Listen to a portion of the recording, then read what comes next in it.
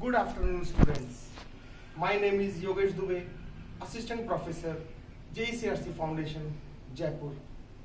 I am faculty in the Department of Mechanical Engineering.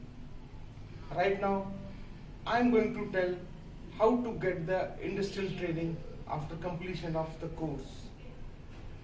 So, according to the Rajasthan Technical University, university has decided that every student of engineering college have to go for the 45 days industrial training after completion of first year, second year, third year. Students, learning is the thing which never ends. Every person is learning something day by day, year by year, and in whole life learning is continuous.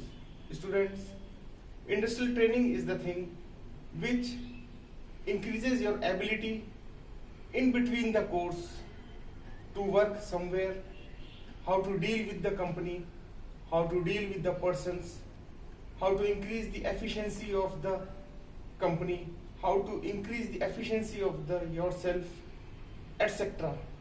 So students, I will tell you the things how to get the industrial training in between the courses or after completing the year. So we will continue with this. Okay. Now I will tell you the things, the material which is required for getting the industrial training after completing the first year, second year, third year. Students, you have to take the permission letter from the college in which company you like to do work. If company is not decided by you, then college will provide the company names according to the city, in which city you belong. And after getting that certificate from the college, you will apply in the particular company where you like to work. And they will give the permission of working in the 45 days. When you will go to the company will teach you the production system, the production process, the planning, and some other things which is necessary for a student to know. When you are going to the company, one mentor will be mentoring you and he will teach you the things. He will give you some documents.